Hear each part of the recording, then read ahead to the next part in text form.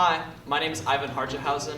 First thing you should know about me, I've played piano for almost 13 years. I love music and piano like my entire life. It's like my favorite things to do. He can be a leader. Sometimes he can be goofy. He's definitely a showman, and I think that he gets some of that from his prowess at the piano, but he also got that, I think, a little bit from his music teacher. He started playing when he was 5, started playing piano when he was 5, and we found a great piano teacher that was able to work with him and the way that his mind thinks. This guy, Rudy Blue Shoes, I'll never forget him. He had all this passion, there's like fire, and he's this, every time, like he'd go to lessons, he'd be up fired about like, this is the latest song he's learning it, so our lessons would become about half of him just performing and then me just looking at him and, seeing that passion. So that was something that like definitely had a strong impact to my musical career. The thing that I remember the most is when he was a toddler and he was naked, and he went over to the piano and sat down and started plunking away on some notes. And of course he was just pounding on the keys, but he was completely naked and had a big smile on his face. So we took a picture of him, and I love that picture. Still have it, and he's had a natural passion for music since he was a toddler. My favorite part about playing music is the fact that I can connect with others, and the fact that I can connect to myself, like connect to the world and stuff like that, and like feel this energy that you can't really feel any other way. I'll sit down at piano and practice for like 2 hours, I'll improvise at night until 12 o'clock at night, and then there's this like energy that just comes into me, and this passion, and it's not always like a super excited energy, it might be like a slow solemn song, but it's like this real like emotion, this real like power that just has control, and there's just so much you can do with it. Let's see, another fun thing is that, I can say, man, I'm in the mood for some peppy music, and he'll say, okay, well, how about Chopin? Let's think about, different composers and which ones are fun and which ones, okay, you're feeling kind of melancholy. Okay, this is a good composer for that feeling. So I think he's good at matching music to mood. I'll be washing dishes and realize, wow, there's like a concert going on in my living room. I got a street performing license for downtown Greenville, and so recently I've been going downtown in front of the Peace Center Theater Center, and I've just been playing piano for people, and like they can give me tips and stuff like that, and that's been definitely like one of my favorite memories. Like I just really love doing that. Ivan was always a lot of fun, enthusiastic, and was not a troublemaker. Just a smiling kid. One of my favorite moments is coming in when he was a little kid, and he's come in from an experience with a permanent marker where he just marked all over himself and wrote all over his body, all over his arms, everywhere in permanent marker. And I just died laughing. That was a hilarious time.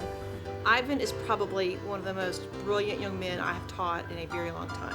He's a genius. I don't really know how to describe it. I don't know how he does what he does, but he does. I like learning because like I love growing as a person. That's probably like one of my essential beliefs is I like growing as a person, whether it be like growing as a friend, growing as like a scholar, growing as a musician, all that stuff. So I just like to expand like my potential, and I want to like be the best person that I can possibly be. I feel like I've learned how to talk to people and interact with people, and that's probably the biggest thing, is that I feel like even a lot of adults don't do that. So I feel like if I could, that's one step up. And it's not like a concrete skill to like market to companies and stuff, but at the same time, I'm a pretty good salesman, I've discovered that, and I'm pretty charismatic, and I can talk to people, and I have no problem shaking people's hands and saying, hi, nice to meet you, my name's Ivan Harjehausen. Ivan's a great student. He's funny, he's very intelligent, he's very articulate, leaves me very long, interesting notes. I talk to my teachers a lot, actually. Like, my teachers definitely help me out a lot, because I'll talk, sometimes you don't talk to people as people, if that makes sense. Like, you go to a cashier and you just like, give me your money, give me my change back, okay, whatever.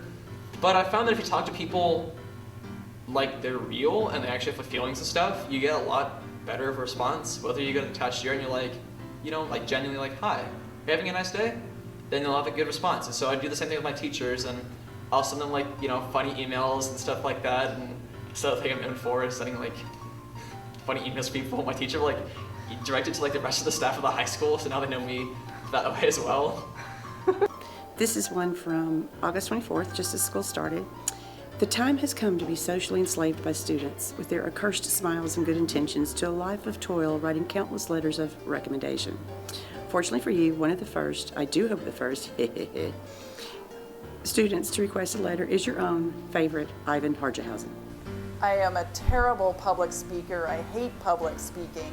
If I can avoid it, I will at all costs. So Ivan comes home one day and says that he's going to apply to be a speaker at TEDx Greenville. Apply to be a speaker at TEDx Greenville? You have got to be kidding. Who does that? What kind of teenager does that? What kind of adult does that? And I thought there was no way I would ever do that, ever. And then I thought, well, geez, you know, if my own son could speak in front of a group, then it's probably a good time for me to face my own fears.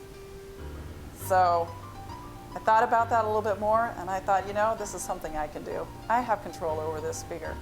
So I decided to do something about it, and I just signed up for some public speaking classes, and I'm going to start doing Toastmasters. So that's a way that Ivan has inspired me. He shows me that good enough is never enough. You can always keep going, and that inspires me about him. He always has tried to keep moving. The academic team has been really cool because it's an outlet for me to express my interest in learning and also be around people that like the same thing, which just like bolsters me to do even more. I'd like to challenge Ivan with philosophical debates, and we've had a number of philosophical discussions, everything from, you know, epistemology to religion, to politics, to morals, you name it. We've had him, and he is well versed in public events and world politics. Part of being able to pick up music is being able to understand and listen to music and listen to the sounds, and that translates into foreign language. Well, I really enjoyed going, like, traveling and stuff like this because it just excites me. It gives me like passion, energy to like go around and stuff like that. So when I was in Germany, I went around and I'd say, you know, ich muss deine Bratwurst, and you know, du bist sehr schön and stuff like that. And I would go talk to people, and that was just really exciting. They'd be like, oh, you're from America, that's so cool. So I just really love talking to people. He will go and ask people, adults all the time, why do you do this? You know, whatever it is that they do. Why do you like doing this? What can I, and he'll essentially say, what can I learn from you? And he's done this with truck drivers, bus drivers, landscape architects, engineers, presenters, business people, developers. I think pretty much across the board. You know, an oil rig worker, he asked him about that, you know, what, you know. And he gets some very funny advice. One, I remember one person gave him, when he said, you know, what kind of advice would you give me? Since he asks this all the time. This guy said, and looked at him and said, 2 things. 1, don't get a girl knocked up. 2, find something that you like to do for work and do that. And Ivan thought that was, you know, hilarious, and really, you know, that's probably gonna stick with him. So I met this guy on the way back from Europe this summer, and so the guy was telling me about this job where he basically worked as a manager in the Middle East, because I'm for an oil company, and so, you know, he got to manage people there, and he worked half the year on and half the year off, you know, like monthly segments, I think. And like he made a junk ton of money, and then he enjoyed it, and then he got to spend time with his family in the month off, like basically vacation. That just seemed like a really exciting job. It's something that, I don't know, I'd like to do. You know, you can travel around the world. Not many people get to go to Saudi Arabia, and seeing new things like that is pretty exciting. And then spending time with family and doing whatever you want when you're here is awesome. That's like a dream for me. It's very social. He can talk to anyone. My parents got divorced when I was a sophomore, and so I tried to learn the lessons from that. Like I was just not very happy about that. And I tried to learn all the lessons I could from that. And so I realized that communication is like incredibly important, and communication is something that most people lack. And so I kind of got to practice communication through both swing dancing and through theater, and realize how to communicate with people with words, how to communicate with people with body language, and whether or not you make eye contact or not, and like that just became really a good guidance mechanism, I guess we could say. He likes to bring in as many people as he can. Bring him into the joy. So with swing dancing, bring them into the joy. Start teaching them, inspire them, give them energy. Teach them actual skills so that they can go and join in.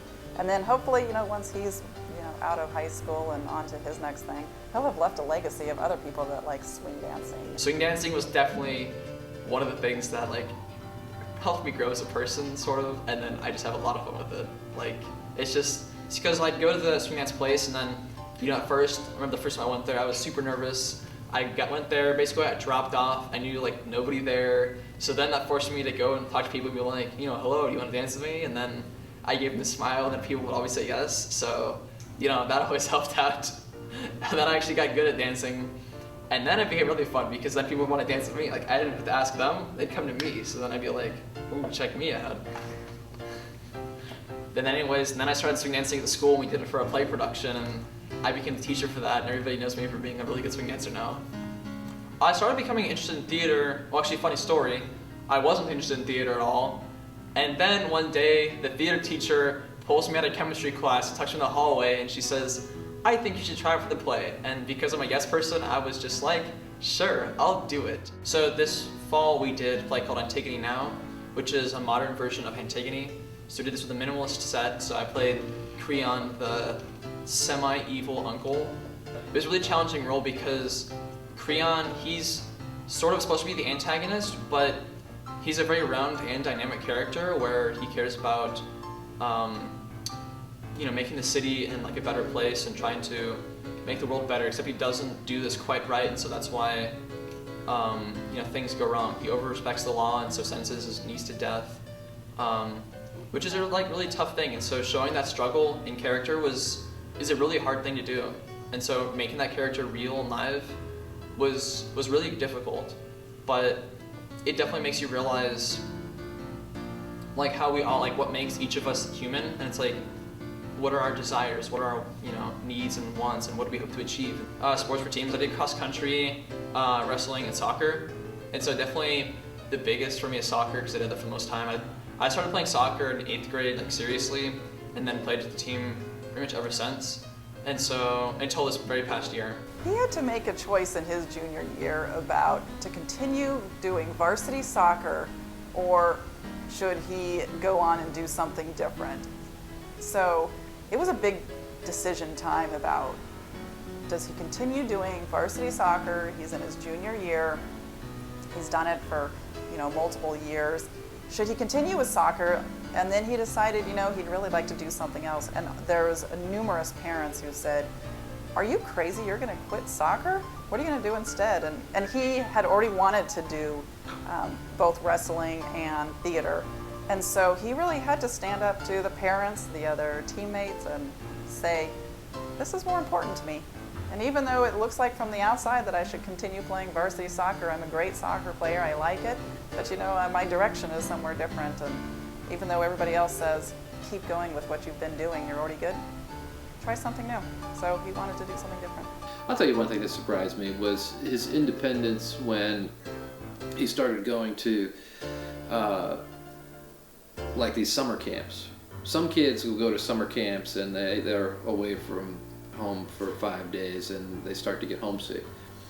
I haven't seemed to thrive on the experience of being with the other kids, learning new subjects. He went to Davidson was it Davidson University? One summer he went out to Stanford. That was just like a super inspiring experience. Got to go with a bunch of other like really smart kids across the country, and actually a lot of ones that weren't from the country, like Dubai and China, stuff like that. And that was definitely one of the most inspiring things I've ever done before. And then I also did another summer program for the Duke Tip, and that was about business entrepreneurship, and that one was also like super exciting. I absolutely loved everybody there. This past summer I went to Boise State, which is this like 1 week summer program across South Carolina that has I think 1,200 guys from across the state from high schools, and so it's all about leadership and learning about government and stuff like that. He's been on a lot of trips, and so some kids kind of dread going to summer camps, but he always kind of thrived on that, and I guess I was a little surprised by that.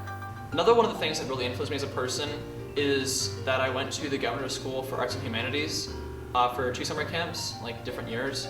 So that was interesting because at the time I was not at all interested in classical music, but I got into this program, and so the cool thing about it was that I got to talk to these actually like phenomenal like teachers and professors there, and then got inspired by the other students there. And so, you know, when they went to perform like, you know, Beethoven's Sonata or something like that, or they talked about like a Franz Joseph Haydn symphony, it was just really cool. And then I got to like dive into music and discover, you know, Chopin, and you know, obviously I knew who Chopin was, but like really know who Chopin was as like a composer, and that became really cool. And that inspired me to start doing composing.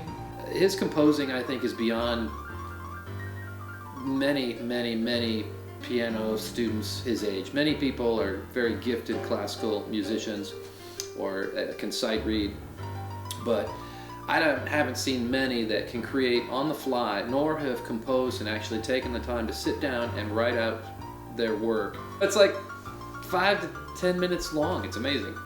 I will say one of my like, favorite things, like memories, was I built a table for my mom last Christmas, and I really liked learning something that's not exactly academic and something that's like very applicable. I would say I love learning like things that I can use in my life, like practical skills, but then I also like learning about like different stuff that just like adds to my life sort of. So maybe it's like, hey, you know, Mount Denali's in Alaska, you should go climb that one day. And I'm like, yeah, I totally want to climb that one day.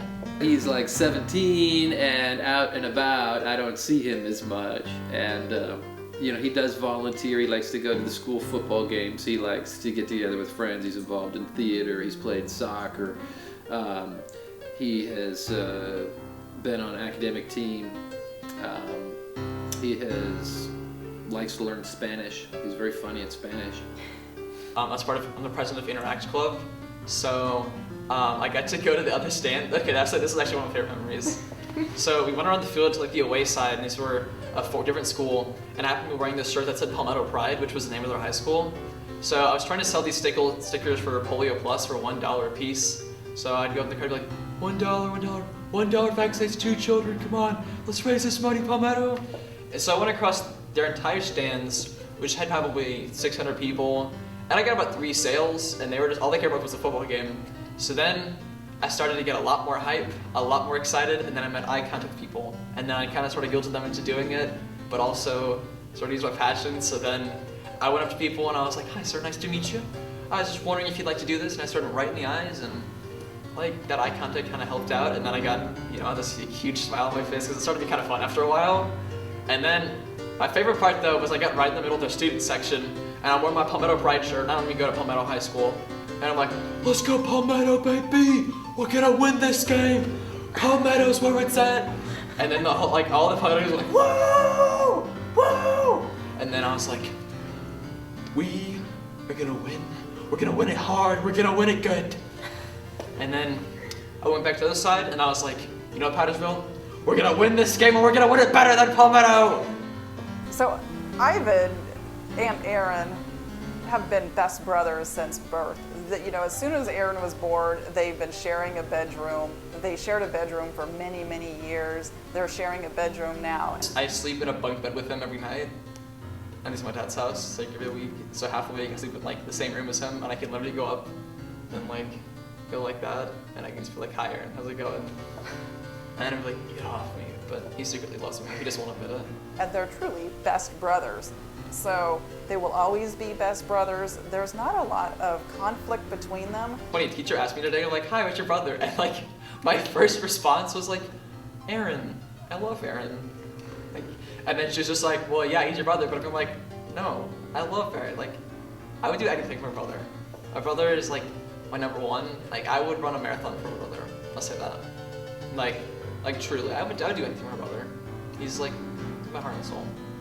And the two of them support each other in surprising ways, that siblings, that other people really could look at and say, this is the way that it should be. This is the way siblings are supposed to treat each other. And I think that that's a gift for life. That's a gift for life. Ivan thinks outside the box. He is his own man. He has a very extensive vocabulary. His writing is amazing. He writes not like he's a senior in high school. He has a wonderful sense of humor. He's very compassionate. Amazingly gifted musician. Energetic, He's very talented and intelligent. seeking, curious, Gotta dream big to get big. Great personality. inspirational, Warm. Definitely very warm. He's really sweet, and he's always there for his friends and family. This is when you wrote when you heard that I had been upset. I had lost a dear friend and had gotten upset at school, and you didn't know why, but you had felt like you needed to tell me. I needed to feel better.